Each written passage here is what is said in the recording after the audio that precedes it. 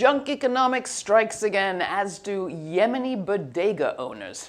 Economist Michael Hudson joins me on the show this week, and we learn about a Yemeni bodega owner strike from the Diverse Filmmakers Alliance. All that and a few words from me on the Trump-Pence budget. It's not a cut, it's a conversion. Welcome to the Laura Flanders Show, the place where the people say it can't be done take a back seat to the ones who are doing it.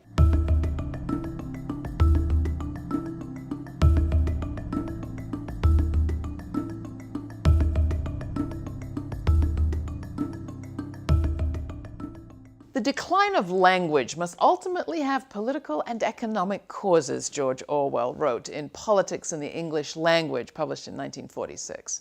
Now, the decline of language isn't the only relevant Orwellian theme of the times we're currently living in, but thankfully it is one that economist and author Michael Hudson has tackled in his latest book, J is for Junk Economics, a guide to reality in an age of deception.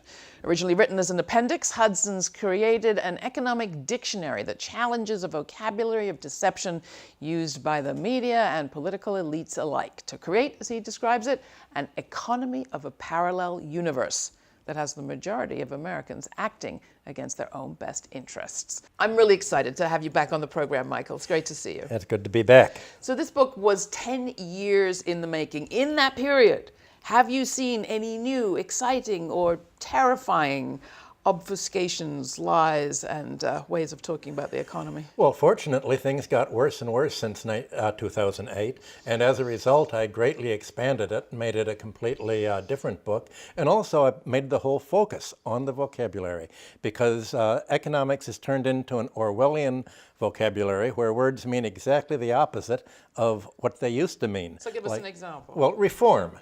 Reform used to mean for labor unions and consumer protection and regulation. Now reform is used by the IMF. It means you have to cut back wages, you have to shift taxes off the 1% on to consumers, you have to scale back pensions, you have to scale back Social Security, and you have to impose austerity. So it's just the opposite. It's as if the rentier class, another word that has fallen out of use, the rentier class has won, and they now call themselves the job creators. That's right. Instead of the idle rich or the free lunchers or the words that people used to know them by. What, in your view, is an economy for? It's a question I like to ask economists. What do you think an economy is actually about? It's about letting people who don't work make all the economic gains for themselves, leaving nothing for the people who actually do work. Well, that's what it is. What should it be? It should be just the opposite. The whole idea of Adam Smith and John Stuart Mill and all of the classical economists that are considered the patron saints of free marketers, their idea of free market was exactly the opposite. So here we have another Orwellian turn. For Adam Smith, a free market was a market free of landlords. You wouldn't have them anymore. That was the first thing that he picked up in his travels in France with the physiocrats. John Stuart Mill said, economic rent is what landlords make in their sleep without working. And he wanted the government, basically they were called Ricardian socialists. They wanted the government to collect all the rent so that the only income people would get would be income they make from actually being productive, for making things, for making goods and services.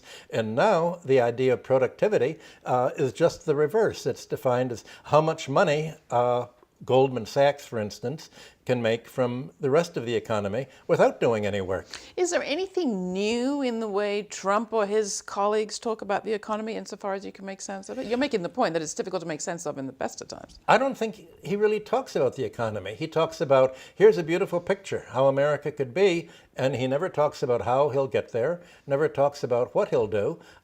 In his speeches before Congress, there isn't a program, so I have no idea what he believes. He does throw out words like infrastructure spending, nationalism, fair trade. I mean, language that crops up in his speeches we have heard before, even if we've no idea what meanings are attached now. The meanings now are very different from what they used to be.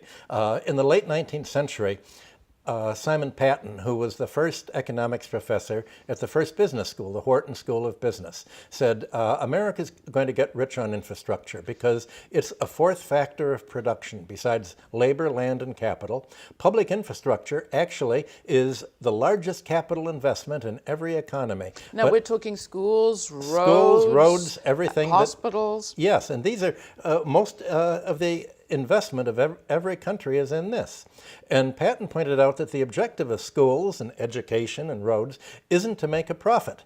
It's just the opposite. It's to lower the cost of living and lower the cost of doing business, because if the government provides this social infrastructure free or on a subsidized basis, then you can afford to undersell other countries that have privatized the infrastructure. So when Donald Trump talks about private-public partnership, he means infrastructure for profit. So we're told that everything that's private is better than everything that's public. It's not true, but is that the case that he's making again today? Well, better for whom? It's better for the stock underwriters. It's better for the owners. The reason infrastructure was in the public domain for hundreds of years in Europe was because they're natural monopolies, and you don't want monopolists to own the roads or the schools or the cable systems or the health insurance, because they will try to squeeze the monopoly for whatever the market will bear. And that's called rent extraction.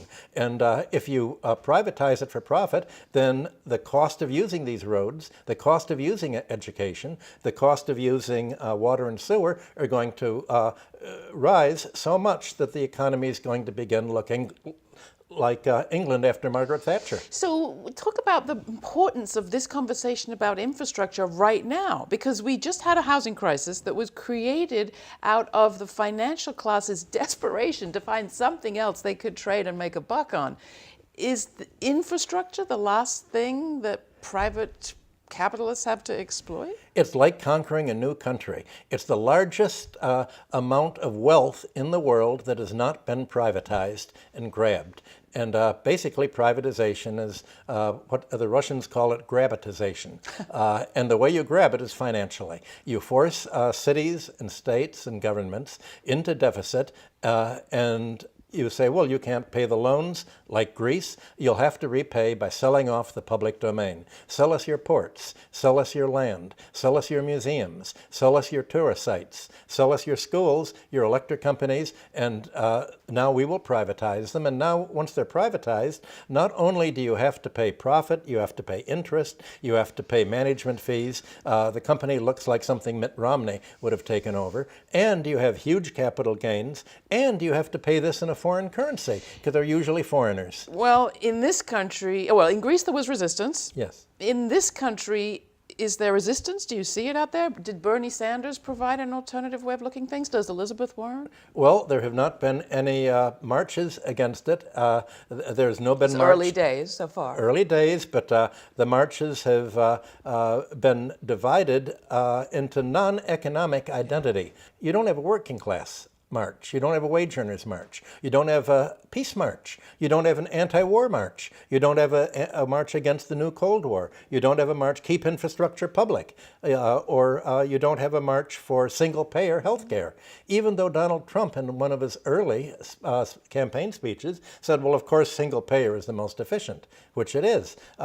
Nobody's marching about economic subjects. They've been hijacked, basically, by the Democratic donor class into Women for Wall Street, LGBTQ for Wall Street, and the Cold War, and they've been hijacked for non-economic causes, and nobody's talking about these things. Well, we sure as hell try to talk about them on this program, but then again, that's this. Let's talk a bit about war. You mentioned it in your catalog of things that doesn't have a strong movement around it.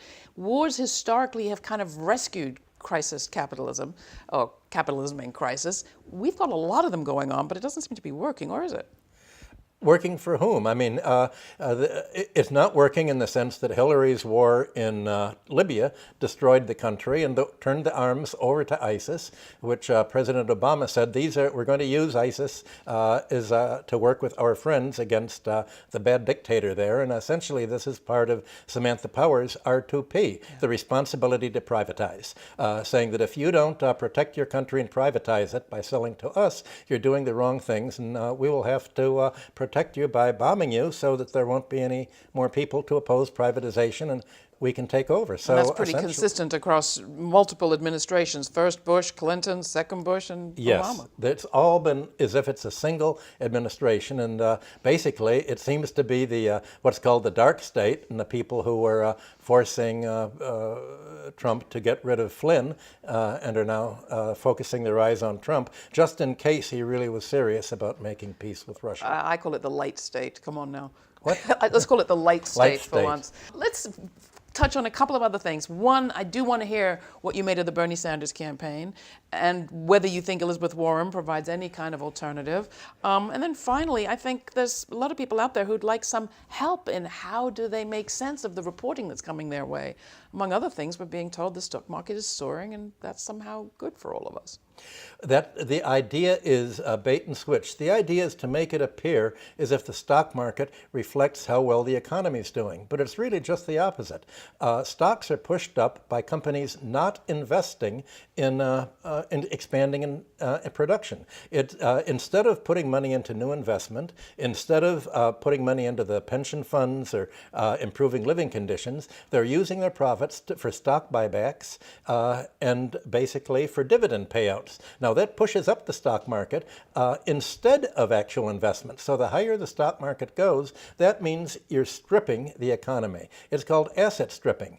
And asset stripping, which is pushing up the market, and debt leveraging is the exact opposite of how to really get rich. So the economy is being loaded down with debt, it's deindustrialized, and all of that is applauded on the mainstream media. You got an education in music. How did you get so smart about all this? And how can the rest of us get smarter, apart from reading your books, which is obvious? By never taking an economics course in college. I came to New York and I met an economist, friend of my best friend Gavin McFadgen, and the economist had trained most of the Wall Street leaders. And at that time in the 1960s, all the major bank economists were Marxists. You had to know how to read a balance sheet, and you had to know that the system was all about exploitation. If you went to business school and you didn't know that, you just couldn't do very well on Wall Street. So I got fascinated with Marx's theories of surplus value.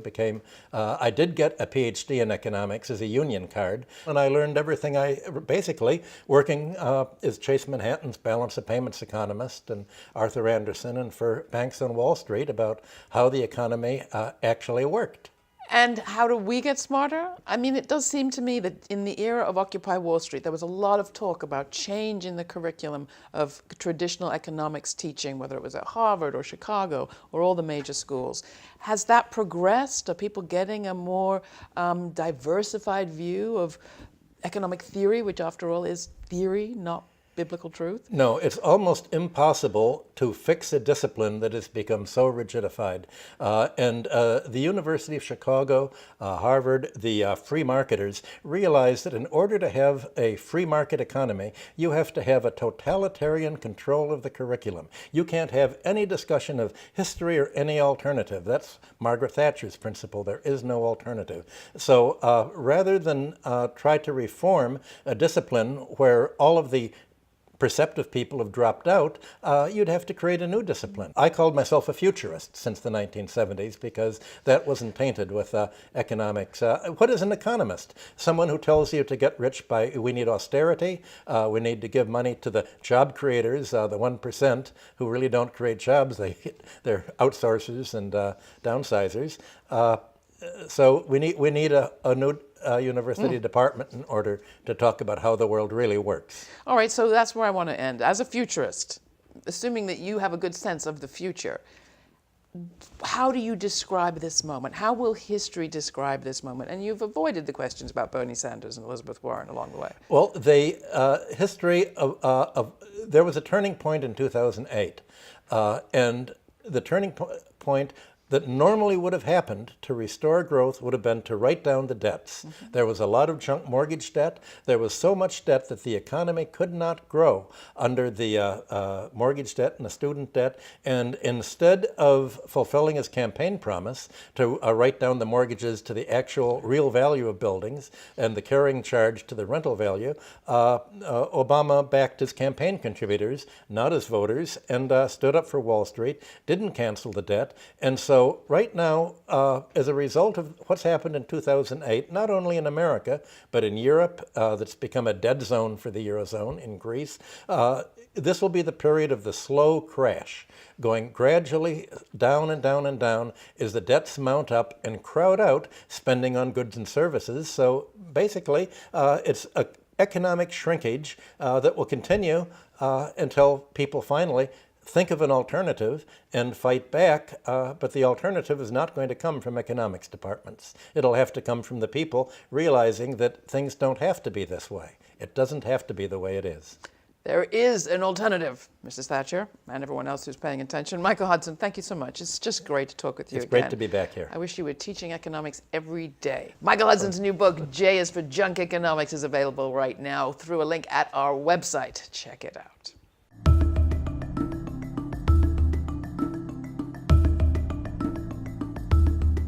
When we understand the economy better and our role in it, we can demand more of that economy. In response to the January 27th Muslim ban, for example, Yemeni Americans across the 5 boroughs of New York City made their economic presence felt. Thousands of them closed shop on Thursday, February 2nd, to exercise and show their collective power and their place in New York's economy, which is pretty significant. The Diverse Filmmakers Alliance took a closer look at the organizers behind this historic strike.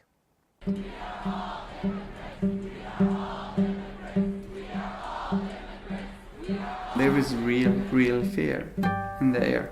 People are afraid of being targeted. After 9/11, people weren't just in hiding, they just hid. They were terrified.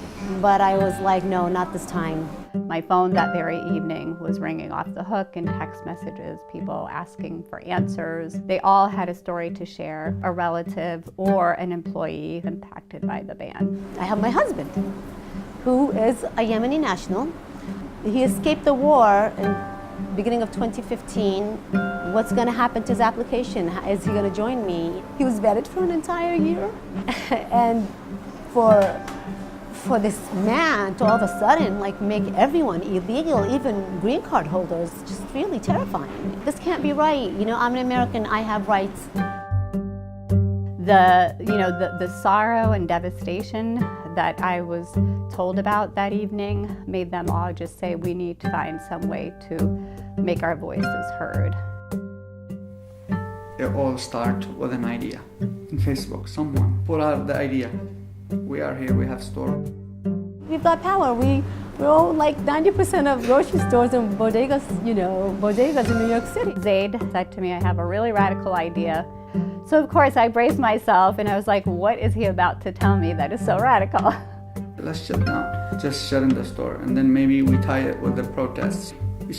I think it showed Yemenis do contribute. They have businesses. They have relationship with their neighbors. They're not as bad as this executive order is trying to show them to be. I actually got chills. I got goosebumps. And my response to him was, this is a really great idea.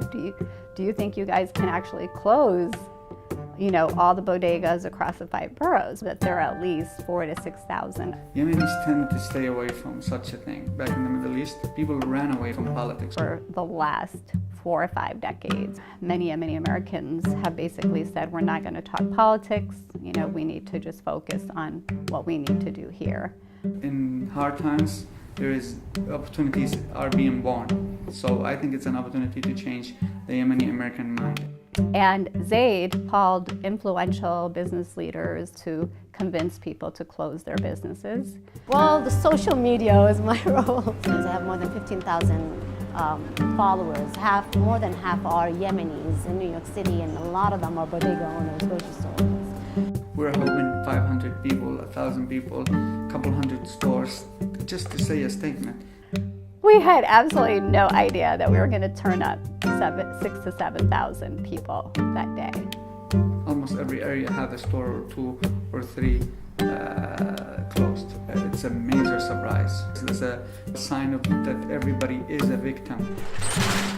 Wow, I get really emotional when I think about that day because it was just incredible. I will never forget elderly men there smiling, the 14 years old who was chanting. It's just an amazing thing. For the past 2 years, the Yemeni American community has been divided because of the war in Yemen. But for the first time, every Yemeni was there from every political affiliation that were at each other's throat just a week ago. And you know what? Donald Trump managed to unite them. This is a segment of our city that has been dormant and now has awoken. And so what they saw was that they were a force. This has put them on the map, it's empowered them, and now they know that they can influence.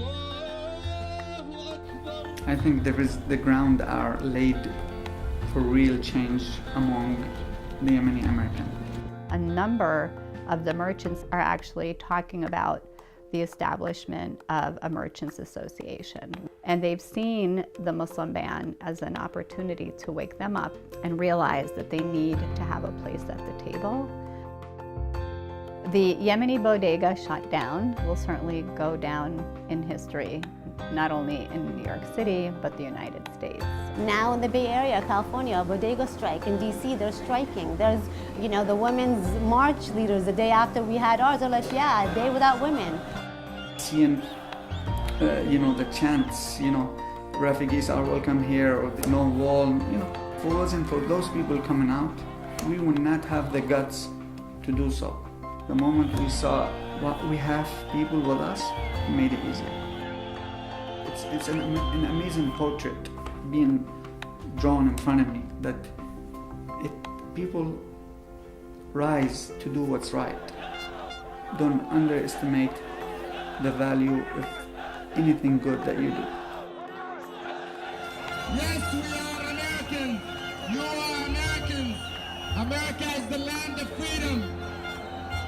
And the people coming to America deserve to be free from all prosecution from the dictatorship leaders.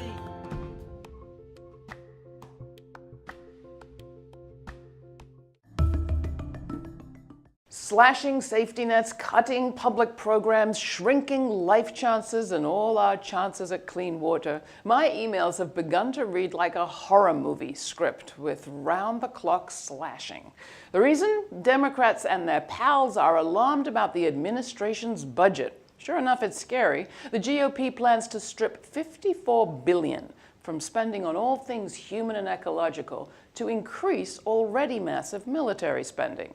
The president's plan would boost spending on so-called defense to well over 60 cents of every discretionary dollar in the budget. That's even as Donald Trump himself admits that years of military spending have left the Middle East, quote, far worse than it was 16 or 17 years ago. And let's not forget, when it comes to all this, the U.S. already spends more than the next 8 countries. That's China, Russia, Saudi Arabia, France, the UK, India, Germany, and Japan combined. And all those wars haven't made any of us safer. The U.S. military has a presence in 150 countries. Just how many countries are there? Sounding off one hell of an alarm is right, but let's get one thing clear for all those small government advocates out there, especially the ones that might have voted for Trump-Pence and be about to lose their drinking water. The administration isn't actually proposing to cut. It's proposing to convert public dollars to private ones by way of shifting them to private corporations with military-related contracts. As economist Michael Hudson lays out in his latest book, governments use so-called national security to subsidize private manufacturing and research. That's to say, it's a way to put public money into private hands. Don't like socialism for poor people? You certainly shouldn't like it for rich ones. The companies in question have no motivation to do anything efficiently. The more they charge, the more they profit. And that profit doesn't come back to us, it goes to private shareholders. We'll never know exactly how each defense dollar is spent, because while it's the government's biggest spender, it's the one department that's never audited. And why not? Several U.S. cities, including Charlottesville, Virginia, and New Haven, Connecticut, as well as Montgomery Church County, Maryland, a county of over 1 million, have passed resolutions opposing the president's proposal to shift $54 billion from humans and the environment to the military-industrial complex, and calling on Congress to shift all that money in the opposite direction. Your town, city, or county could do the same. WorldBeyondWar.org has more information. In the meantime, though, don't let the Trump terror turn your head. It's not about cuts, it's about conversions of public dollars to private ones, concentrating power, wealth, and building stockpiles of deadly force that will be felt in our streets and also in our politics. Which takes me back to where I began, I suppose. It is a horror show. Let's stop it.